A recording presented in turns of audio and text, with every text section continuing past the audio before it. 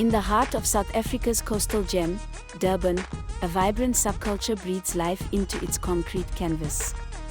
Welcome to a world where art transcends boundaries, where walls speak stories, and where the spirit of rebellion converges with creativity. This is a journey into the realm of Durban's graffiti artists, the visionaries who paint their aspirations, struggles, and dreams onto the city's walls. Through candid conversations, we'll hear their voices, witness their passion, and understand the pulsating heartbeat of a community that's transforming Durban's concrete jungle into a living, breathing gallery.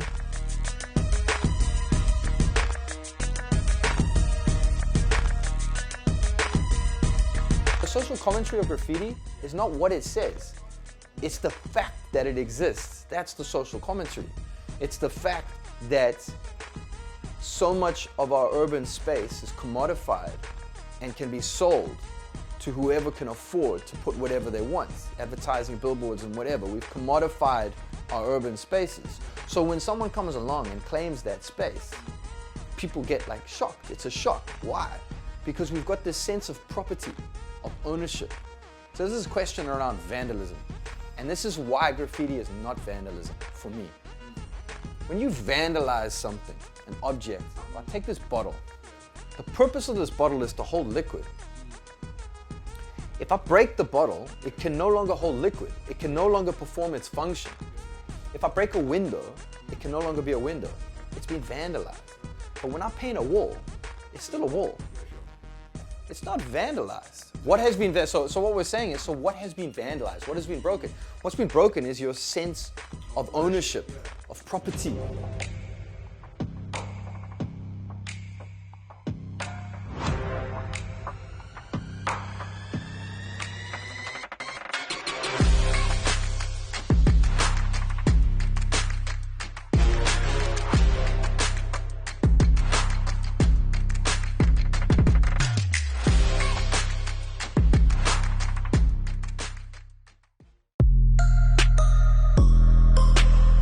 So graffiti means a lot to different people. I mean, the original meaning of graffiti was all about lettering structure, shapes, colors. And I think over the years and internationally, you've started to notice people now moving the art scene into bigger sort of murals where they more on concept and themes and portraits mixed with lettering, sometimes it's even portraits on their own.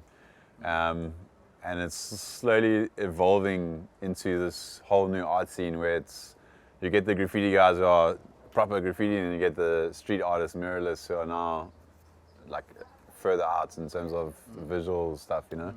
But I think you're always going to have the divide between the two. Graffiti is writing your name on the street.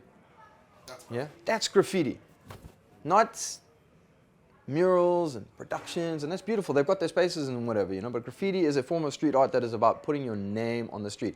Now, your name doesn't necessarily have to be, you can think of it more as like a brand or a logo or a signature or a tag, you know, that's why it looks like a signature. But what you're doing is, yes, it's about your repeated repetition of your identity, you know, I exist, I exist, I exist, I'm here, I was here. And at the same time, without people then knowing who you are, you know. So the other thing about graph is that graffiti is not done for anyone other than other graffiti writers.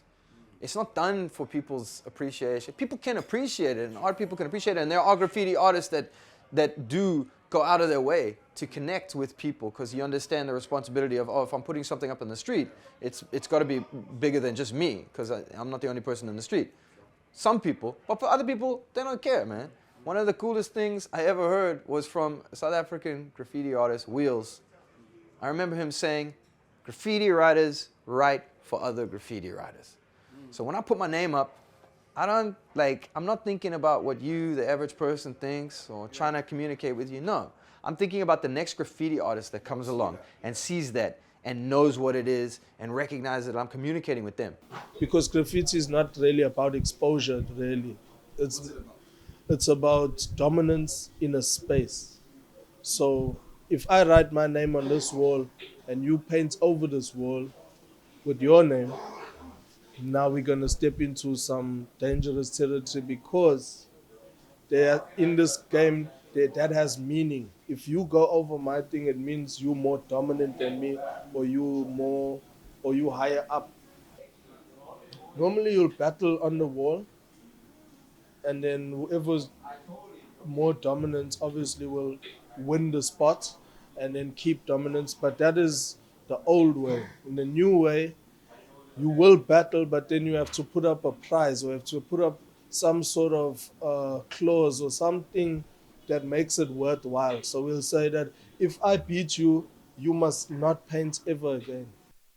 So there aren't many legal spots where you're allowed to paint.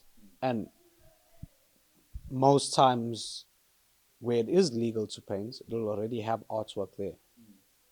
So the artwork maybe on a specific wall that you want to paint on, you either try and find contact with that guy, that painter there, and ask him, hey man, would you like to collab and go over this old work of yours, put something new and fresh there? That way you're not causing any friction on the streets, you're not causing any beef or problems. You're giving the guy the opportunity to either come. He could say, no man, you can actually go over it, no problem, no foul, no harm done, you know. And or you could be arrogant and claim it and not ask him and just go over the work yourself and be like, I'm claiming the spot, this is now my spot, and then that could spark some beef. Graffiti relies on the artist's name, and it's based on the letters of their name. And so when there is no name involved or that style, it starts to shift into more of a mural. So my recent thought is that maybe graffiti is dependent on a lot of factors, and maybe one of them is that it has to be illegal and on the streets. So in some ways, a lot of the work that gets produced legally that's still related to graffiti is actually just referential of the movement and doesn't fit into that category. So a lot of the guys will see you only doing commission work and only doing portraits and that sort of route of murals or graffiti. And they say you're not a graffiti artist because you don't actually do the graffiti lettering. So I think it's personal to each and to everyone on their own, but I use spray paint. I use the same cans as you. Just because I don't actually do graffiti lettering doesn't mean I'm not a graffiti artist. So I think from the days back in New York where it first started in that subculture, that was like the OG thing, was you do graffiti lettering and that was that. And then over time the characters started coming in, then eventually it was portraits coming in. And the scene's it's grown into this huge sort of arts culture where I don't think there's a very small line between the two. A good few years ago, there were several artists who were arrested painting a wall that had been painted a number of times. And it was understood to be a legal wall, and the headlines were always like gang of graffiti artists caught. And I don't think there's any situations where gang is a positive meaning. I don't even think it said graffiti artists. But so it's that sort of terminology forces the misconception that art done with spray paint is a negative, and then it's linked to the medium. And I think I've had discussions with friends, and we've sort of said that as soon as you're painting a wall with a paintbrush, it's seen as, oh, you're painting. But then it's the medium of spray paint where people suddenly are like, what are you doing? Like, this is not allowed. What I found was, if you do stuff that's not appealing to the people around that community, they're not going to be happy. But if you do stuff that it looks nice, the chances of them being unhappy and actually charging you is much less. So basically, you got to get your skill up, and you got to get your pieces looking so nice that even when the person approaches you, they're actually grateful that you did this piece of art and you made their place look nice. But if you just vandalize, then definitely you're going to have legal issues for sure. If the person doesn't want the art and they want to pursue it and charge you, then you're going to get charged, and it'll be malicious damage to property. I've only been charged with that once. There was an artist was hit by a truck. He was killed, a young guy. And typically what happens when someone is killed in the scene is we paint a tribute. There's like a jam and everybody paints their name. It's one of the ways he's like someone, if everybody knew him, this person's passed on, everybody paints his name or her name in their style to pay tribute. And so someone had set up a jam to paint this kid's name. They were going to do it. It was like a Sunday, it was a public wall, they had permission to paint the wall and whatever. But there was a journalist who kind of got wind of it and alerted the cops and said this is a bunch of graff writers. And so it became like a sting operation, and they did. They set it up. And so as everybody, we were getting calls on our way to the wall, like, don't come, it's a setup, And then a bunch of like 5 or 6 Durban artists, ranging, like older established guys and some young kids who were just there, Full on, back of the van, down there, holding cell, bail, the whole deal. Which we were like, okay. But the next day in the paper, right, it said gangs of graffiti artists arrested. And on the opposite page was another headline that said gang assaults and rapes, I can't remember what it was. It was a housebreaking. And I was like, the use of the word gang and the use of the word gang, that doesn't line up, right? So we just that was it. I've done it all over, man. I used to have a place in Argyle Road. It was like a semi-abandoned building, and I painted that building inside and out, and I kept it neat, clean, and also influenced the people who were living there to increase their quality of living, clean up the place, get jobs, and they did that. The common viewpoint of it, and I was from chatting with students, they see it as like a parent holding up their child, and it being about all the support that our parents give us. And then the criticism comes in is that from all that support, as students, we just sort of want to play around and take selfies and be on social media. The thing that was important, even in the way I initially thought of it, is that it's about collaboration, actually. It's about working together to achieve something. I've recently wanted to sort of go on a route where I've been focusing and making people more aware of the gender-based violence issue that we actually have in the country. So I did my first one in Durban the other day. I haven't linked up with any companies, I'm doing it personally. And I want it to become a thing that spreads throughout the whole country and also getting other artists involved as well. I know there are some graffiti artists, female graffiti artists. They're more based in Johannesburg and Cape Town. But the graffiti game is a very ego-driven game, so I think the females have less time for it than the guys. Out of all the provinces, I would say Durban probably has the least amounts of active graffiti artists. And whoever was from Durban and moved out have gone so much bigger, whether they moved to Johannesburg or Cape Town or even out of the country, overseas for that matter. They have grown so much as an artist. They do such impactful work. Cape Town and Joburg both have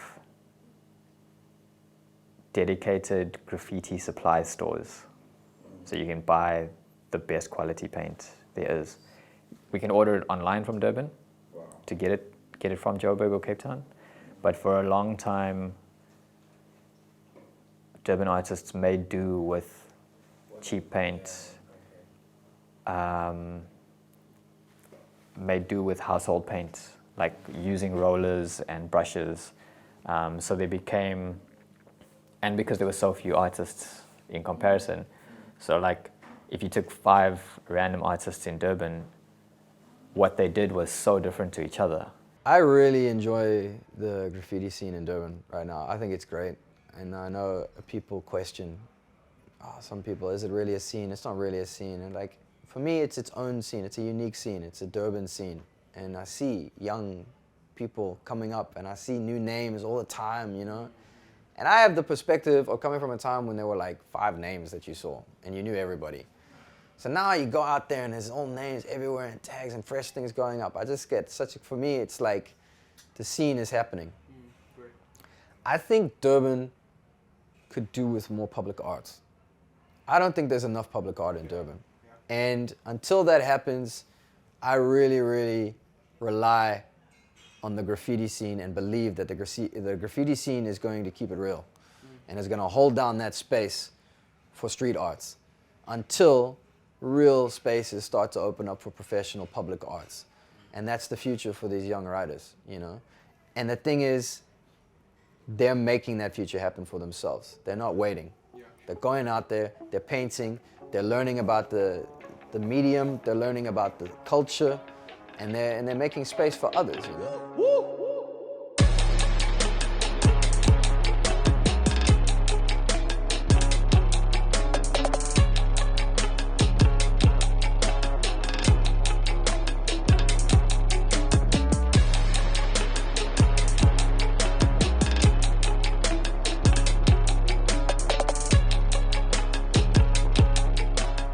Smooth white flow from around the way, 2% more fat, full cream like my name. Talking all that trash about running your game, but you couldn't spell plays if you were the flame. Yo,